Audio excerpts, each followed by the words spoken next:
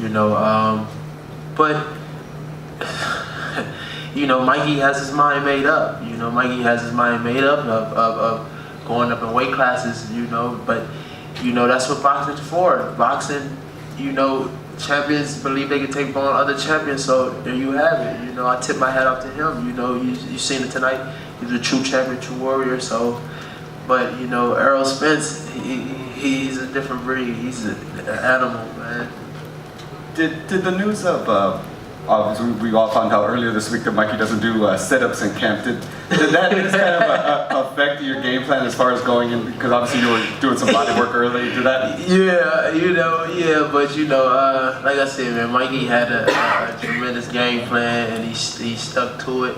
You know, I didn't quite work the body enough. You know, I was throwing jabs to the body, but I wasn't working it quite enough like I should have been. But you know, he didn't have the body, but he had the fist. Whatever punch was that it was more of a clip shot, you know, a clip shot. You know, that punch didn't hurt me, you know. But he has some power, you know. But that shot wasn't the one that hurt me. Okay, I just want to add something else as well. I've just heard, as I mentioned, what a class act Robert Easter is. He walked into Mikey's locker room on his way over here, shook the hand of every team member in Mikey's locker room and congratulated them. So that's the kind of people they are. And it's really a pleasure to work with you guys. And as I said, there will be many, many other big nights for you. Yeah, when you're going through these training camps, you're training for a fighter, you know, they're the ultimate enemy, you know what I'm saying? Yes. But at the end of the day, you know, you went 12 hard rounds, champion versus champion. You know, you have no choice but to respect a man and his team. You know, and that's all I wanted to show Mikey. You know what I'm saying? This is a business. That's what I told you. This is a business. You know, we fought. You know, we duked it out. You know, he came out victorious, and you know, I respect him for that.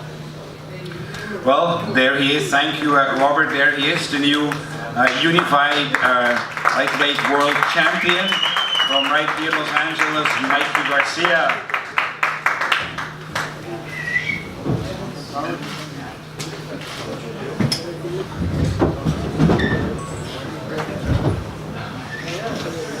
You guys have any questions for Mikey?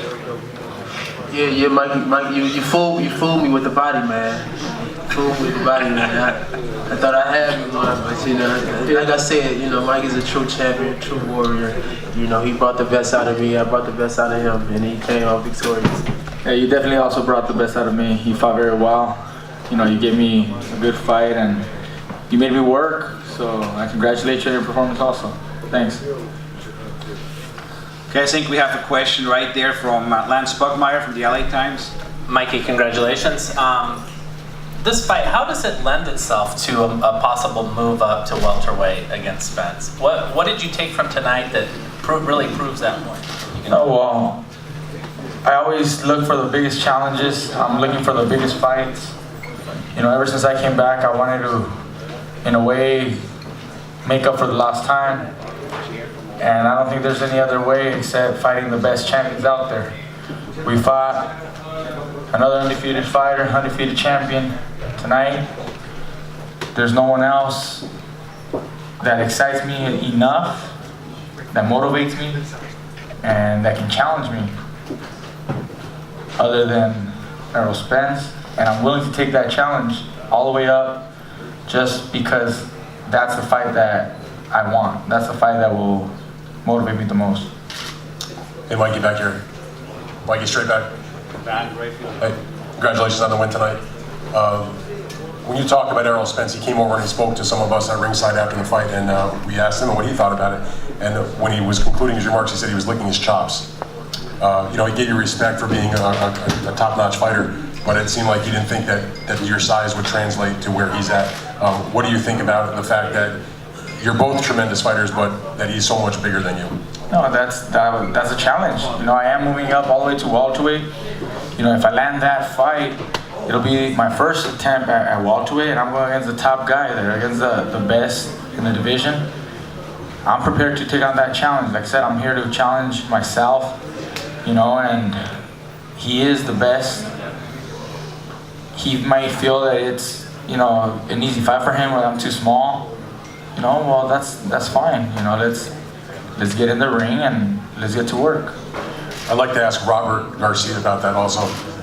Robert, I know that you've had, in past statements, had some misgivings about the prospect of Mikey going up to welterweight. Can you expound on that now that it seems though it's going to probably become a reality at the end of this year?